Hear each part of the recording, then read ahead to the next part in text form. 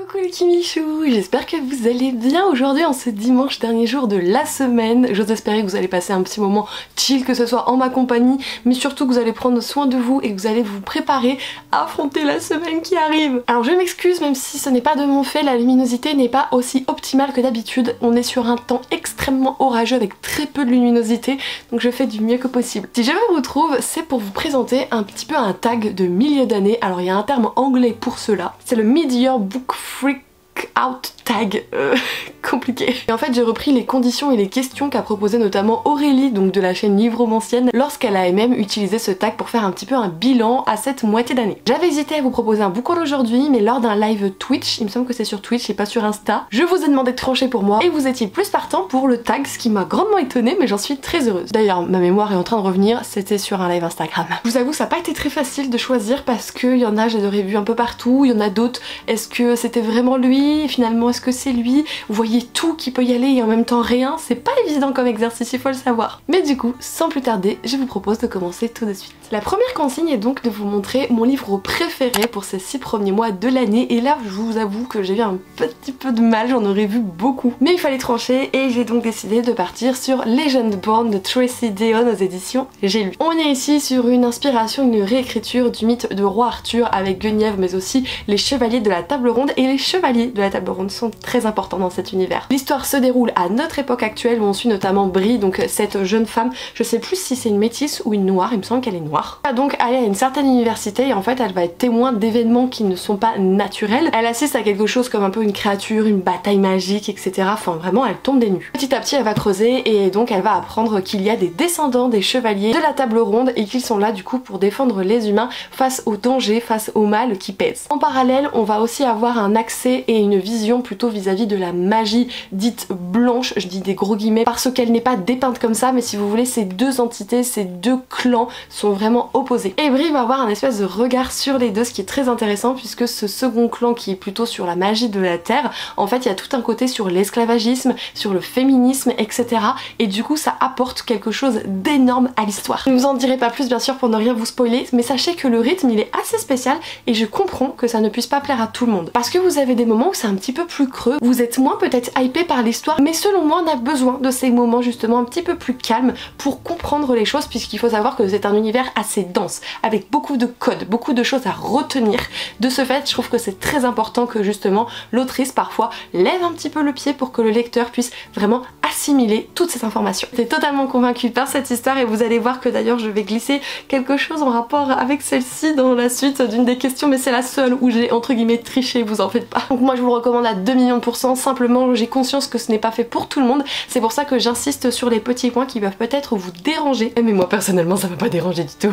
Je dois donc dès à présent partager avec vous la meilleure suite de saga, et j'avoue que là c'était très dur, j'avais envie de mettre par exemple Styx Riders et je ne l'ai pas mis, je me suis plutôt penchée sur le tome 3 de Witch and God de Livestone aux éditions BMR. J'avais très envie aussi de mettre le tome 4 des McCoy, enfin ça a été vraiment dur cette catégorie, croyez-moi. Witch and God est un univers où les dieux grecs sont en guerre depuis toujours avec les sorcières. Dans chaque tome on va suivre notamment l'une des 3 sœurs principales. Ici dans ce tome 3 on va se concentrer sur Méroé. Je ne peux pas vous en dire où ça en est entre guillemets entre la guerre des dieux et la guerre des sorcières puisque ce serait vous spoiler l'histoire. Je peux simplement vous dire ici que Méroé va notamment être victime de cette guerre, il va lui arriver quelque chose qui fait qu'elle va se retrouver en compagnie du dieu Héphaïstos et croyez-moi qu'il va se passer tout un tas de choses. Je pense que je peux te dire, j'hésite encore avec le premier, mais que c'est sûrement mon préféré de la trilogie, mais c'est pas évident parce que Ella dans le premier tome j'ai adoré notamment avec son dieu, donc c'est compliqué. Ce que j'ai aimé c'est que je trouve que c'est là où on a une plus grande avancée justement dans tout ce qui est politique, complot et intrigue, c'est là où les choses se dénouent et où il se passe le plus de rebondissements, donc ça j'ai trouvé que c'était très intéressant. En plus de cela, la relation Méroé et Héphaïstos, je l'aime d'amour, Méroé est une de mes sœurs préférées, donc forcément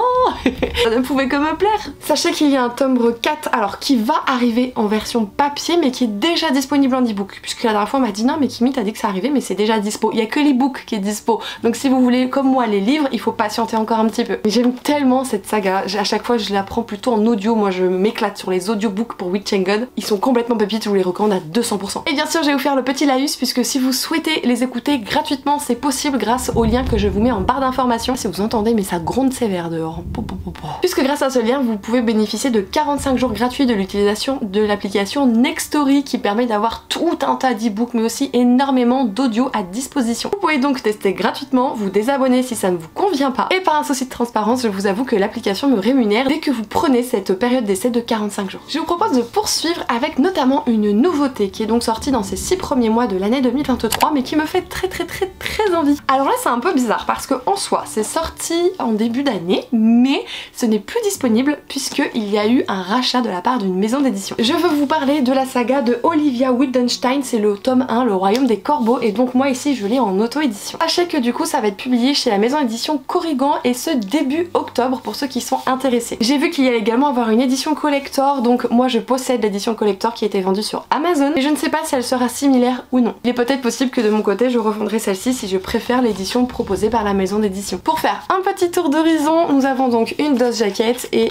quand on l'enlève, voilà, c'est absolument divin. L'autrice nous propose d'évoluer avec une protagoniste qui est à moitié humaine et à moitié faillée. Elle a beaucoup de mal à trouver sa place puisqu'elle s'entend très bien avec les animaux par exemple, mais avec les faillés de la cour, alors ça c'est même pas possible. Sauf qu'à un moment donné, un oracle va lui prédire un avenir royal. Il faut savoir que notre protagoniste a toujours été conquise par un prince, mais ce n'est pas lui qui a le trône et elle va donc tout faire. Elle va même rassembler des artefacts magiques nécessaires afin que son bien-aimé puisse obtenir ce trône, ce pouvoir. Si seulement l'oracle avait prévenu qu'elle allait libérer un démon ailé sur ce monde et que ce démon n'aurait qu'une idée en tête, c'est elle. Moi ça m'a vraiment beaucoup intriguée, je vous avoue que je l'ai pas du tout vu passer en auto-édition sur la booksphère plutôt francophone. Je pense qu'elle a fait ses preuves clairement cette saga en VO mais pas chez nous. Du coup j'étais très intriguée et c'est vous qui m'avez autorisé à craquer. Puisque quand vous utilisez mes liens Amazon en barre d'informations, je vous précise bien que ce sont des liens affiliés. Ce qui signifie que peu importe ce que vous achetez du moment que vous cliquez sur un de mes liens pour faire vos achats, et après en fait Amazon me cagnotte une petite somme d'argent jusqu'à m'offrir un chèque cadeau. Et avec ce chèque cadeau, vous avez donc été d'accord avec moi pour que je puisse craquer sur ce roman. Du coup j'aimerais vraiment beaucoup le lire avant la fin de l'année, je vous avoue. Je dois désormais vous présenter un livre qui va arriver plutôt durant la deuxième partie de cette année et qui me fait extrêmement envie. Et j'ai envie de vous parler de la saga ou du one shot, je ne sais pas d'ailleurs, titulé Babel et écrit par K.F. Kuang. Et ce sera retrouvé aux éditions de Saxus. Je pense qu'à un moment donné vous avez tous et toutes dû voir cette couverture tournée, j'en suis certaine. Je vous avoue cependant que je n'en sais pas grand chose. Il me semble qu'il y a tout un côté justement bibliothèque, magie des mots, peut-être un petit peu magie des livres, enfin bref c'est un côté très librairie et une ambiance extrêmement Dark Academia que j'aime énormément. De plus les retours sont toujours super positifs sur ce récit, ce qui ne fait que attiser ma curiosité et mon attrait pour ce roman. Et même si je n'en sais pas plus, ce n'est absolument pas dérangeant, j'ai très envie de le lire. J'attends donc la traduction avec grande impatience. Vient le moment de vous parler de ma... Waouh! Pardon, il y a eu un éclair de l'espace, ça m'a trop perturbée.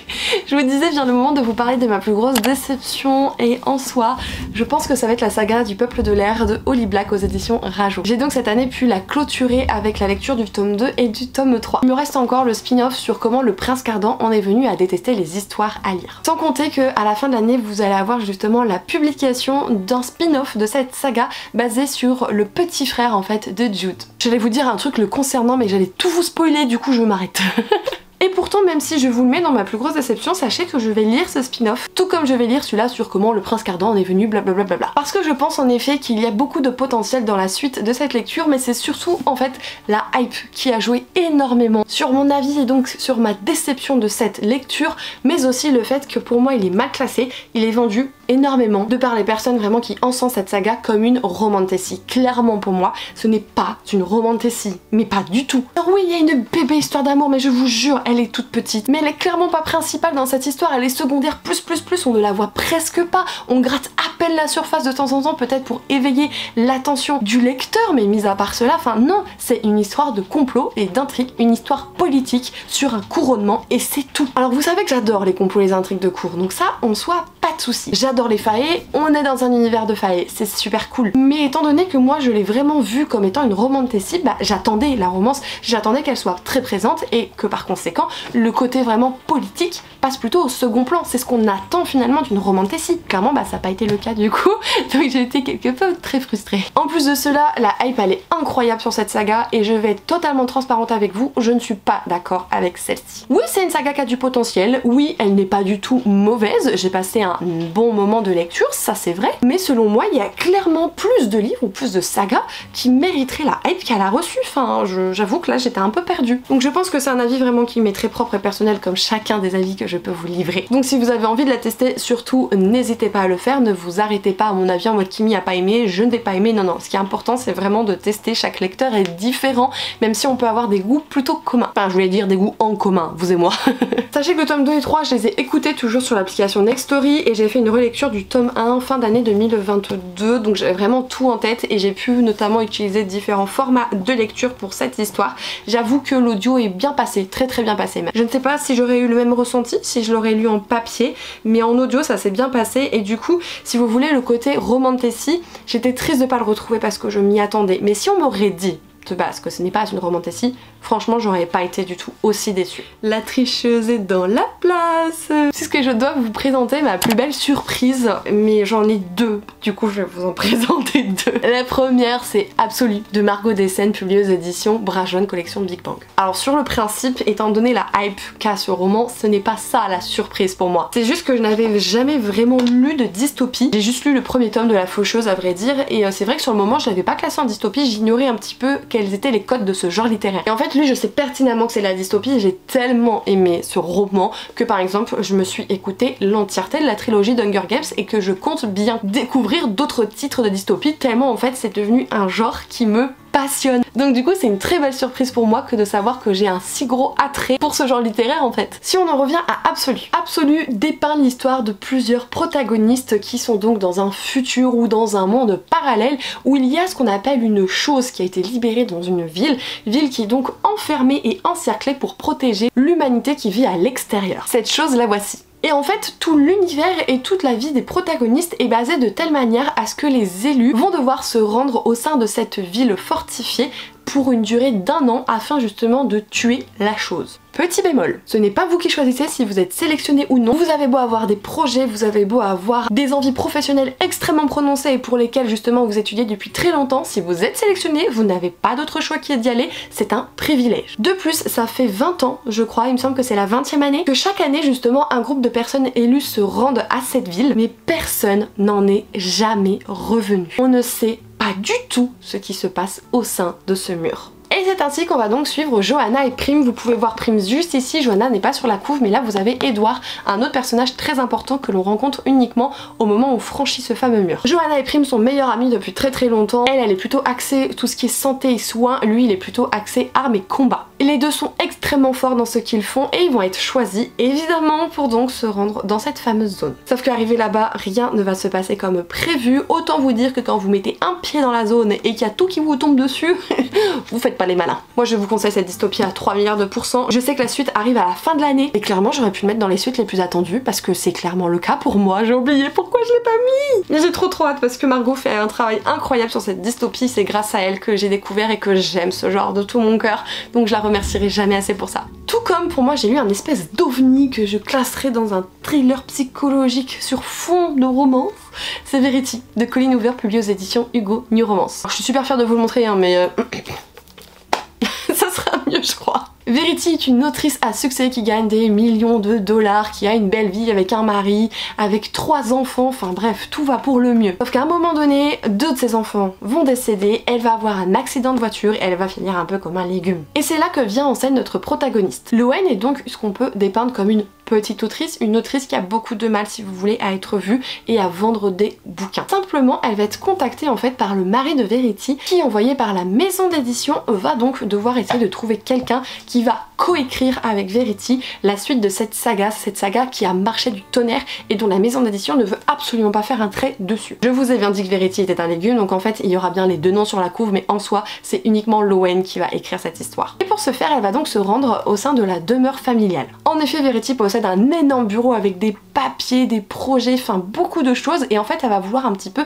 s'inspirer et s'imprimer de Verity pour poursuivre un petit peu son œuvre. Sauf que ce qu'elle va trouver là-bas les gars, Elle va trouver une autobiographie de Verity. Une autobiographie qui montre que cette femme, c'est le mal incarné, elle est horrible, elle est psychopathe, elle est méchante, c'est une mère qui fait du mal à ses enfants, tout.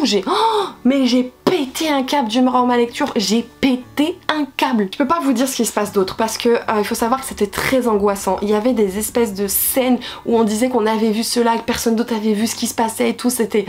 franchement j'étais pas sereine quand je lisais, vraiment. Et j'avoue que ce livre, autant par le genre qui m'a séduite complet, je veux en lire d'autres, des romans comme celui-là, autant le plot twist, vous avez pas idée du plot twist. Je crois que c'est le plus gros plot twist de l'histoire des plot twists, je n'exagère pas, je suis tombée mais des nues.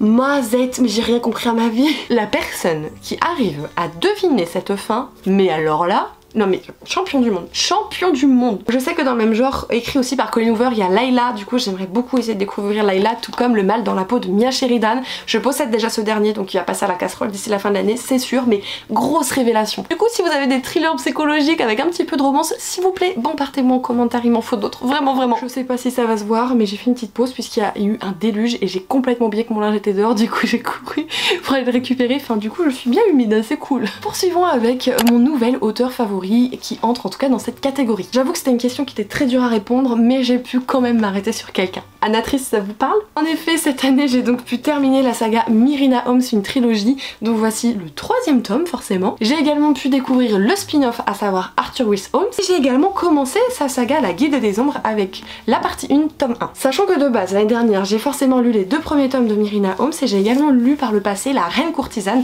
qui est donc un préquel, si vous voulez, à La Guilde des Ombres. Et à chaque fois que je dévore Anatrice, à chaque fois je suis complètement conquise. Vraiment, il fallait que je vous fasse un classement. Je vous avoue que pour le moment, c'est lui qui serait en dernière position parce qu'en fait, c'est vraiment une entrée dans l'univers, c'est un premier pied, etc. Alors que finalement, sa saga d'Urban Fantasy, Myrina Holmes et Arthur Willis Holmes, c'est totalement différent et que La Reine Courtisane, le préquel, c'est un one-shot. Donc vous n'avez pas du tout cette lenteur et cette mise en place en fait de l'univers. Pour autant, je suis quasiment persuadée que pour moi, cette saga sera un coup de cœur dans sa globalité, mais forcément, le premier tome, ce n'est pas le cas. Bien sûr que je pense continuer de lire cette saga et que je pense continuer également à découvrir l'autrice puisqu'elle a écrit aussi plutôt des romances contemporaines. Il y en a une qu'elle a écrit, c'est Temptation. Je sais plus c'est quoi le mot qui va avant Temptation. Elle l'a coécrit avec une autrice et c'est une histoire d'amour prof-élève et par exemple je la connais pas du tout dans un registre plutôt contemporain donc j'aimerais en savoir plus. Désolée, je suis toujours aussi perturbée et fascinée par les éclairs. Pour la catégorie nouveau crush, nouveau book boyfriend, j'ai décidé de mettre celle de Legendborn. Je vous fais pas le pitch de cette histoire puisque je vous en ai parlé au début de cette vidéo. Il faut simplement savoir que dans le nouvel ordre un petit peu des chevaliers de la table ronde et des descendants, il y a différentes sortes de protagonistes. Il y a beaucoup d'échelles différentes en fait, c'est surtout ça. Et celle, c'est un des seuls êtres, si vous voulez, qui a une magie très spécifique et qui est essentielle à cet ordre. Cependant, il est pas totalement blanc, il est même gris voire noir de par son passé et de par un petit peu les origines de ses protagonistes. Je peux pas vous en dire plus vraiment, mais je peux simplement vous exprimer le fait que c'est le genre de personnage qui est hyper mystérieux, qui est hyper ténébreux et sur lequel on a envie de gratter en surface, qui peut paraître méchant, aboyant et finalement vous vous rendez compte que tout ça c'est une carapace, que tout ça c'est pour qu'il se protège. Et du coup Brie, même si elle a déjà un amoureux dans cette histoire, elle va aussi être très intriguée par ce protagoniste, pas du tout justement de manière sentimentale, mais c'est plutôt vraiment ce qui dégage etc. qui va lui poser des questions et qui va ainsi faire en sorte qu'il sera toujours un petit peu dans sa tête, mais c'est un personnage que j'ai adoré rencontrer et j'ai hâte de voir son évolution parce que plus on avançait et plus j'avais des choses avec lui, j'étais là genre toi je t'aime bien toi. Affaire à suivre avec le tome 2 que je possède déjà. Tenez bon, on va y arriver, on avance dans cette vidéo. Je dois vous présenter mon nouveau personnage préféré et j'ai donc décidé de parler de Dorian Jacobson dans Villa Emilia, le premier tome de cette saga écrite par Elodie Federbe et proposée en auto-édition. On est ici plutôt sur une dark romance se déroulant au 19e siècle où Dorian Jacobson est un psychopathe de première, un meurtrier, tout ce que vous voulez. Simplement, il se dit que bon, ça va, il tue des personnes qui ont fait du mal, donc ça va. Mais il n'est pas tout seul dans sa tête, on s'en rend compte et je trouve ça terriblement intéressant. J'aime beaucoup cette facette de lui où il est très distingué, ça reste un lord en fait. Et j'aime aussi son côté plutôt sombre où il est attiré vers tout le côté macabre, par le côté enquête, où il veut vraiment plutôt ouvrir les corps mais il veut le faire avec une certaine poésie, une certaine délicatesse, en étant maître de son art. Et en même temps il fait tout pour que sa protégée, donc Emilia, dont il a tué les parents plus jeunes, fasse tout pour le détester et ainsi avoir envie de le tuer un jour. Elle devient donc son élève et même si il a des sentiments qui peuvent arriver, je le sens, et il essaie toujours de lui remontrer que c'est un monstre justement pour qu'elle ne s'attache pas à lui. Et il a beaucoup de questionnements sur lui-même, on a des chapitres très courts où il se parle à lui-même, ou tout du moins avec des espèces d'esprits qui peuvent communiquer avec lui, et du coup je le trouve vraiment très intéressant. J'aimerais beaucoup en savoir plus le concernant et j'ai hâte de voir ce que ça va faire avec Emilia. J'aime les psychopathes, que voulez-vous. Vous ne verrez jamais vous dire que oh j'adore ce protagoniste, c'est mon préféré parce qu'il est trop mignon, trop doux, trop adorable. Non, moi j'aime ce qui pique dans les romans. Vraiment c'est la belle rose, pas de soucis, la belle rose même noire, mais avec des gros piquants de l'espace. Je dois vous montrer un livre qui m'a fait pleurer et franchement là j'ai fini comme un bébé, même si on connaît la fin, hein. J'ai pas pu m'empêcher de chialer sur Just Wanna Be Your Brother de Mathieu Guibé, coécrit avec Nin Gorman aux éditions Albin Michel. On est donc sur le préquel ou la suite si vous préférez de la duologie H Falling for the Sky. En fait ici on suit donc le protagoniste H qui est donc le protagoniste masculin de la duologie dans sa jeunesse et donc avec un lien et une très importante relation avec son meilleur ami Zach. Zach on en parle dans la duologie, il n'y a pas de souci, mais Zach il a une condition un peu particulière, il lui est arrivé quelque chose en fait et c'est ce qui fait qu'on sait que ce tome va être forcément assez dur à encaisser en tant que lecteur, et même si j'essaie de me préparer du mieux que possible, j'avais le mouchoir, j'avais le pot de Ben & Jerry, tout, j'avais vraiment tout prévu. J'ai fini au bout du rouleau, que voulez-vous. J'ai l'impression qu'il y a eu un gros coup de noir d'un coup, genre ma pièce elle est quasiment toute noire, j'espère que la luminosité ça ira. Oh, j'ai pas choisi la bonne journée. Donc moi je vous conseille cette duologie mais aussi ce préquel parce que je le trouve très touchant. On est vraiment sur cette découverte en tant qu'adolescent des sentiments où on fait des conneries, où on apprend la vie, où on fait des erreurs, et j'ai trouvé ça très intéressant, extrêmement touchant, et si jamais ils décident de coécrire encore ensemble Mathieu et Nin, je lirai sans aucun doute ce qu'ils nous proposeront. Je dois ensuite vous parler du coup du plus beau livre que j'ai acquis dans cette moitié d'année. En réalité ils sont trois parce que c'est la même série. C'est donc en fait les éditions collector d'Accords corrompus de Kelly Sinclair aux éditions Bookmark. D'ailleurs n'hésitez pas à vous rendre sur Instagram puisque les éditions Bookmark ont lancé un formulaire Google pour ceux qui sont intéressés à l'idée d'obtenir des éditions collector qui ne sont plus disponibles, donc n'hésitez pas à manifester votre engouement pour ces collectors si jamais ils vous intéressent réellement afin que la maison d'édition puisse lancer une réédition. Je pense qu'on va allumer la lumière là quand même, hein. Même si ça fait un peu jaune, je pense pas qu'on va rester comme ça. Ça fait même très jaune du coup, mais je pense que ce sera quand même plus confortable pour terminer cette vidéo. J'espère que finalement vous m'en voudrez pas, j'en suis désolée. Ça me fait une couleur de cheveux dégueulasse. Je vous en ai déjà parlé en long et en large et en travers de cette saga que j'aime passionnément, même si je n'ai pas fini. En fait, ici c'est ce qu'on appelle le tome entre guillemets 3, mais c'est pas le cas. C'est en fait un recueil de nouvelles, de 4 nouvelles des protagonistes, et ça je ne l'ai pas terminé. Par contre, la saga principale qui se compose de 4 tomes, aïe, ça fait mal.